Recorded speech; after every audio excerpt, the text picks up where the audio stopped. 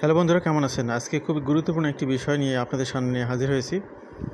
বিষয়টি হচ্ছে, যারা ইমিগ্রেন্ট ভিসা নিয়ে কানাডাতে আসেন, অনেক স্বপ্ন নিয়ে, অনেক আশা নিয়ে আপনারা যখন এন্ট্রি করেন কানাডাতে, অনেকের জন্যই এই স্বপ্নটি দুঃস্বপ্নে পরিণত হয়। কখন?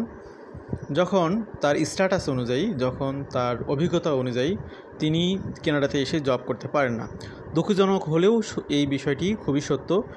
কানাডার সিস্টেমেটিক ওয়ের কারণে মূলত এই সমস্যাটিতে অনেকেই ভোগেন। আমি যদি একটু উদাহরণ হিসেবে দেই, একজন ব্যক্তি, তিনি বাংলাদেশে একজন এফসিপিএস পাশ করা ডাক্তার, বাংলাদেশে তার ব্যাপক সম্মান, আয় ইনকাম অনেক ভালো। তো তিনি উন্নত জীবনযাপনের জন্যেই কানাডাতে ইমিগ্রেন্ট ভিসা নিয়ে আসলেন। আসার পরে তিনি আর কানাডাতে ডাক্তারি প্রফেশনে প্র্যাকটিস করতে পারতেছেন না। তো তার ফলে কি হলো, তাকে অড জব করতে হচ্ছে। এই কারণে যে স্বপ্ন আশা নিয়ে তিনি কানাডাতে এসেছেন, সেটি আর স্বপ্ন থাকলো না। এরপরে দেখা গেল যে কেউ হয়তো বা আপনার এখানে ফার্মাসিস্ট হিসেবে তার দেশে জব করেছেন, সেটা ইন্ডিয়াতে হোক বাংলাদেশে হোক। এখানে এসে তিনি আর দেখা গেল যে ফার্মাসিস্ট হিসেবে তিনি প্র্যাকটিস করতে পারতেছেন না। তো এই যে ব্যারিয়ার, এই ব্যারিয়ারগুলোকে রিমুভ করার জন্যে আপনি কিভাবে এখানে সহযোগিতা পেতে পারেন, সেগুলো নিয়ে মূলত আজকের আলোচনাটি সাজানো। আশা করছি তথ্যগুলো আপনারা অনেক বেশি শেয়ার করবেন। এই বিষয়গুলো জানাটা খুবই জরুরি, আপনার স্বপ্নটাকে যাতে আপনি তিলে তিলে আরও বড় করতে পারেন, সেই কাজগুলোর জন্যই মূলত এই প্রক্রিয়াটি জানাটা জরুরি। For internationally trend professionals dreaming of thriving career in Canada, the path to success begins with understanding foreign credential recognition.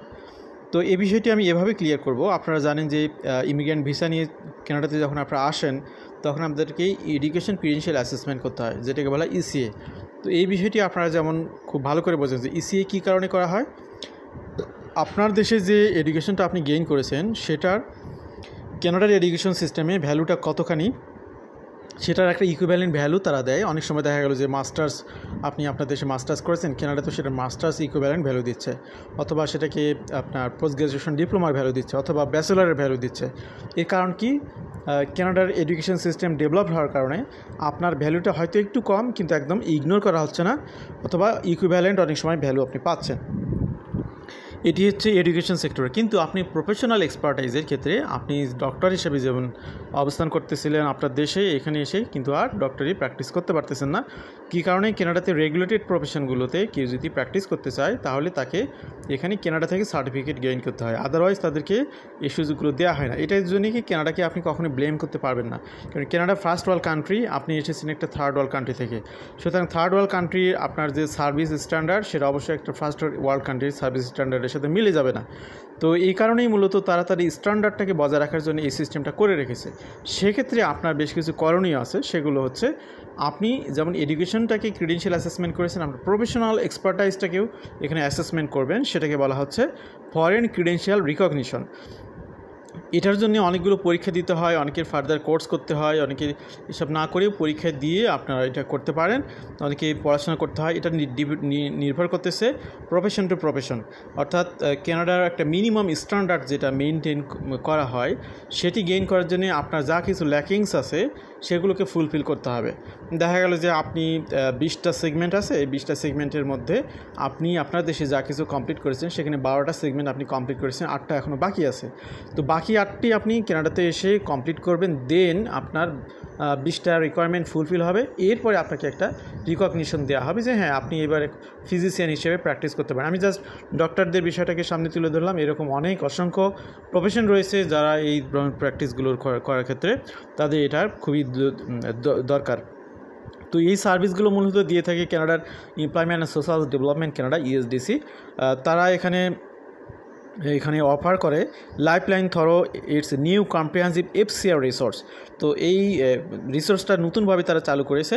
এটা অবশ্যই আপনাদের জন্য একটা সুখবর যে এই সিস্টেমটা চালু করার কারণে আপনারা যতটুকু যা করেছেন সেটার একটা ভ্যালু আপনারা পাবেন, এবং তার আলোকে আপনি রিলেটেড জব এখানে করতে পারবেন, যাতে করে আপনি কাজ করলেন ডক্টর হিসেবে, এখানে এসে আপনি কম্পাউন্ডার বলা হয় যেটাকে, অথবা আপনার জাস্ট ঔষধের ব্যাগ টানাটানির যে কাজ সেইটি করবেন না। আপনি অ্যাকচুয়ালি ডক্টরের প্রফেশনটাতে প্র্যাকটিস করবেন, হয়তো বা আপনার গ্রেডটা হয়তো একটু নিচের দিকে থাকলো কিন্তু রিলেটেড প্রফেশনে করবেন, অথবা আপনি ফার্দার এডুকেশন কমপ্লিট করে একদম ফুল ফেজে ডক্টর প্রফেশনে এখানে প্র্যাকটিস করতে পারবেন। তো এই বিষয়গুলো নিয়ে মূলত একটু গাইড করব আমরা এখানে। আর একটি গাইড, সেটা হলো যে এই ধরনের কোর্স করতে গেলে অনেক এক্সপেন্সের বিষয় আছে। আপনি যেমন কানাডাতে যদি পড়াশোনা করতে আসতে চান, তাহলে আপনি জানেন যে 1 বছর বা 2 বছরের কোর্সগুলোতে টিউশন ফি থাকে আপনার $30,000 কানাডিয়ান, $30,000 $40,000 মিনিমাম $20,000 তো লাগে। তো এই ধরনের রিকগনিশন পাওয়ার জন্য আপনার যত ল্যাকিংস থাকবে সেইটার উপর নির্ভর করে আপনাকে এখানে এই পড়াশোনা করতে হতে পারে, ফার্দার ট্রেনিং নিতে হতে পারে, সেগুলো অবশ্যই খরচ আপনাকে পেইড করতে হবে। এখন দেখা গেলো আপনি একজন নতুন ইমিগ্রেন্ট হিসেবে কানাডাতে এসেছেন, হয়তো একটা সেটেলমেন্ট ফান্ড দেখিয়েছেন, এত পড়াশোনার করতে হবে সেটা তো মাথায় রেখে আপনি আসেননি, আপনার তো সেই প্রস্তুতি ছিল না। এই কারণে আপনি যেহেতু পার্মানেন্ট রেসিডেন্ট হোল্ডার হিসেবে কানাডাতে ল্যান্ড করেছেন, সুতরাং আপনার প্রতি কানাডার একটা দায়বদ্ধতা আছে বা আপনাকে একটা বিশেষ ফ্যাসিলিটিস দিচ্ছে কানাডা গভর্নমেন্ট। সেক্ষেত্রে হচ্ছে একদম কম ইন্টারেস্টে $30,000 পর্যন্ত আপনাকে এখানে লোন দিবে। আপনি এই লোনটা নিয়ে আপনি আপনার সেই ফরেন ক্রিডেন্সিয়াল কমপ্লিট করবেন, বা যে যতটুকু ল্যাকিংস সেটি কমপ্লিট করবেন, করে আপনি ফুল পেজে প্র্যাকটিস করবেন। এরপরে আপনি পরবর্তীতে প্র্যাকটিস করার সময় বা আপনার প্রফেশন চলার পরে আপনি যে অ্যানুয়াল যে ইনকাম হবে সেখান থেকে আপনি এই লোনগুলো আস্তে ধীরে পরিশোধ করবেন।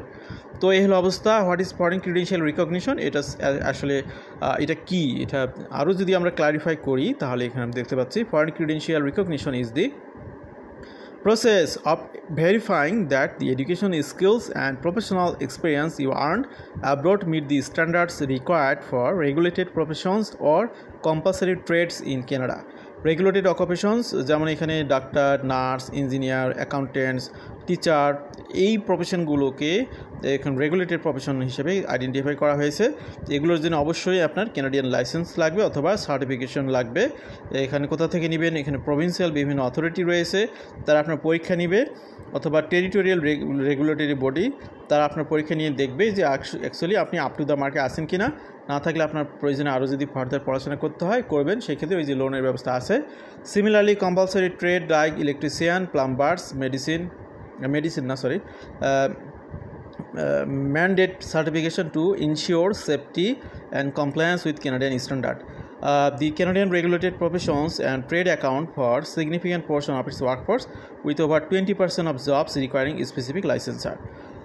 For international trained professionals, foreign credential recognition is a gateway to practicing in their field using their designated professional title and contributing to the Canadian economy. Without recognition, newcomers may face barriers of employment, forcing them to take jobs outside their expertise or undergo costly retraining.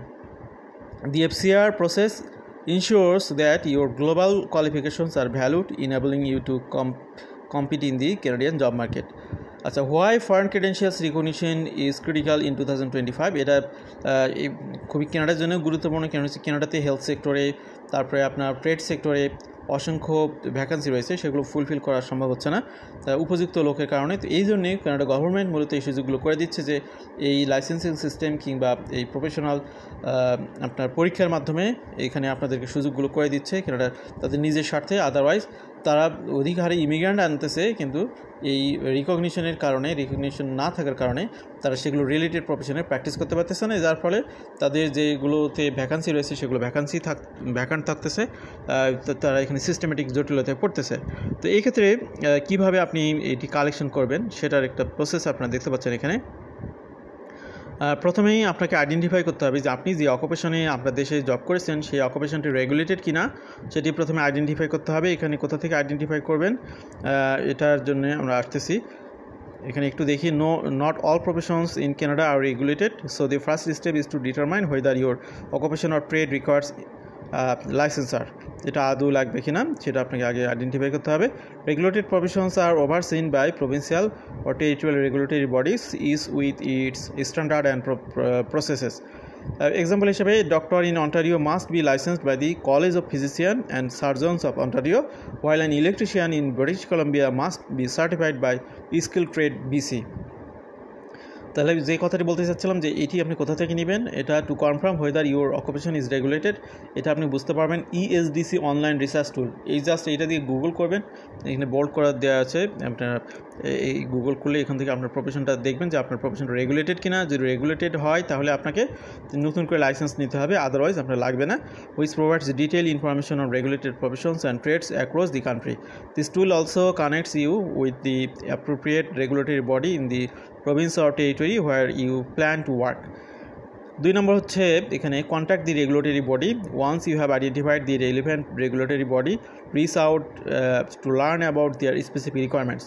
তাহলে আপনাকে বের করতে হবে যে আপনি যে profession সেটার জন্য রেগুলেটরি বডির যে লাইসেন্সিং সেটির জন্য কী কী লাগবে সেটা আপনার তাদের কাছ থেকে জেনে নিতে হবে, চেকলিস্ট নিতে হবে। For example, internationally trained nurse may need to complete a competency assessment through the National Nursing Assessment Service. It's critical to start this process. এটার সময় কতদিন লাগবে এটা নির্ভর করে আপনি কোন প্রফেশনে রয়েছেন, কারো 2-3 মাস থেকে 2-3 সপ্তাহ থেকে বছরও লাগতে পারে। Regulatory bodies often provide detailed guides or checklists to help you prepare, so take advantage of this resource. Gather and submit documentation, এখানে কী কী ডকুমেন্ট লাগবে, আপনার একাডেমিক যে সমস্ত ডকুমেন্ট ক্রিডেন্সিয়াল আছে সেগুলো আপনি এখানে সাবমিট করবেন। প্রফেশনাল সার্টিফিকেশন যেগুলো গেইন করেছেন বা লাইসেন্স যেগুলো আপনার দেশে পেয়েছেন সেগুলো সাবমিট করতে হবে। ওয়ার্ক এক্সপিরিয়েন্স রেকর্ড, আপনি যে যে জায়গায় জব করেছেন সেগুলো বিস্তারিত এখানে সাবমিট করতে হবে। ল্যাঙ্গুয়েজ প্রফিসিয়েন্সি টেস্ট আপনাকে এখানে সাবমিট করতে হবে। এরপরে আপনার civil status document, passport, immigration status আর অন্যান্য ডকুমেন্টগুলো এখানে সাবমিট করতে হবে। Many regulatory bodies require these documents to be translated into English or French. Organization, এখানে বিভিন্ন অর্গানাইজেশন এই ধরনের কাজে হেল্প করে। কমপ্লিট অ্যাসেসমেন্ট অ্যান্ড এক্সাম, তো আপনার প্রফেশনের উপর ভিত্তি করে আপনার এখানে এক্সাম বা এই সিস্টেমগুলো নির্ভর করবে আপনি কোথা থেকে দেবেন। এক্সাম্পল হিসাবে যদি বলা হয়, internationally train doctors may need to pass the medical council of Canada qualifying examination, while trade person may need to complete a practical skill assessment. Be prepared for potential costs such as exam fees and travel expenses for in-person assessment. তারপরে 5 নম্বর যেটা বলা হচ্ছে obtain লাইসেন্সার or certification. আপনি সব কিছু প্রস্তুতি নিলেন, এবার আপনি পরীক্ষা দিবেন। আপনি যখন সব রিকোয়ারমেন্টগুলো ফুলফিল করবেন এরপরে আপনার রেগুলেটরি বডির পক্ষ থেকে আপনাকে একটি লাইসেন্স ইস্যু করা হবে, সার্টিফিকেট দেওয়া হবে। এটি পাওয়ার পরে আপনি কানাডাতে এখানে আপনার প্রফেশনাল বা ট্রেড রিলেটেড কাজে ফুল প্র্যাকটিস করতে পারবেন, এখানে ভালো আর্নিং করার সুযোগ থাকবে। This milestone opens the door to job opportunities, professional network and the ability to use your designated title, professional engineer, registered nurse, এগুলো তখন আপনি ব্যবহার করতে পারবেন। Financial help and support service. The FCR process can be costly with expense like exam fee, documentation, translation, additional trade adding up quickly. তো এখানে যেটি বলছিলাম যে 30,000 কানাডিয়ান ডলার পর্যন্ত আপনি ESDCর কাছ থেকে নিয়ে আপনি ফিনান্সিয়াল হেল্প নিতে পারবেন অল্প ইন্টারেস্টে। ফরেন ক্রিডেন্সিয়াল রিকগনিশন লোনস, এখানে আরও কিছু বিষয় এখানে উল্লেখ করা আছে। Programs like Atlantic immigrant career loan fund and the immigrant loan programs provide low interest loans to cover costs such as licensing, exam, training or travel. These loans are often paired with repayment assistance to ensure affordability. Settlement service, IRCC funded settlements organizations such as Immigrant Service Association of Nova Scotia or the Toronto Recognition Region Immigrant Employment Council offer free or low cost support. তো এই হলো অবস্থা। Bridging program, many provinces offer bridging programs that combine classrooms, training, work placement and mentorship to help newcomers meet licensing requirement. For example, the Ontario Bridging Participant Assistance Program provides financial support for internationally trained professionals in non-medical fields. Language training, এটা আমি পড়ছি না, skip করতেছি, এগুলো আপনারা জানেন। তো এখানে প্রি অ্যারাইভাল সার্ভিসের সুযোগ রয়েছে, এমপ্লয়মেন্ট সাপোর্টের অনেক ফ্রি অফ কস্টের সুযোগ রয়েছে, আপনারা কাইন্ডলি দেখে নিন। আলোচনা সংক্ষিপ্ত করতে যাচ্ছি। কমিউনিটি ইন্টিগ্রেশন সার্ভিস রয়েছে, এগুলো ফ্রি অফ কস্টে অনেকগুলো পাবেন আপনারা, যেগুলো আপনাদেরকে সহযোগিতা করবে। Specialised programme initiatives like specialised newcomers, women pilot, এরপর service provider organisation, SPO, IRCC online tool, এগুলোর মাধ্যমে আপনারা এই ধরনের হেল্পগুলো পাবেন। তো আমি আলোচনার শেষের দিকে আনতেছি। এখানে যে কথাটি আপনাদেরকে আবার স্মরণ করে দিতে চাই সেটা হলো আপনার স্বপ্নের দেশ কেনাডাতে এসে যাতে দুঃস্বপ্নের মধ্যে পতিত না হন, এই কারণে একটা মেন্টালি প্রস্তুতি নেবেন যে আপনি রেগুলেটেড প্রফেশন আছেন কিনা সেটা আগে আইডেন্টিফাই করুন। নিজ দেশে অবস্থানকালেই সেই রেগুলেটরি বডিগুলোর সাথে যোগাযোগ করুন, প্রস্তুতিগুলো সেরে ফেলুন। যেহেতু ইমিগ্র্যান্ট ভিসাগুলো কমপ্লিট হতে 2-3 বছর সময় লাগে, এই কারণে আপনার নিজ দেশে অ্যাপ্লিকেশন, বিশেষ করে আইটিএ পাওয়ার পরে কিংবা পিআর অ্যাপ্লিকেশন জমা দেওয়ার পরই আপনি এই ধরনের স্টাডি করা, রিসার্চ করা, এই রিলেটেড অভিজ্ঞতা বিভিন্ন অনলাইন সোর্স থেকে পড়াশোনা করা, এগুলো আগে থেকেই গ্যাদার করুন যাতে কানাডাতে এসে স্মুথলি এই কাজগুলো আপনি সম্পন্ন করতে পারেন। ইভেন আপনার দেশে বসেও আপনি অনলাইনে এই রেগুলেটরি পরীক্ষাগুলো দিতে পারেন, সেগুলো আপনাদের জন্য খুবই সহায়ক হবে। তাহলে আপনার স্বপ্নটি আর দুঃস্বপ্নে পরিণত হবে না। আমরা প্রত্যাশা করি আপনাদের স্বপ্নগুলো স্বপ্নের মতোই ডানা মেলুক। ভালো থাকুন। আল্লাহ হাফেজ। আসসালামু আলাইকুম।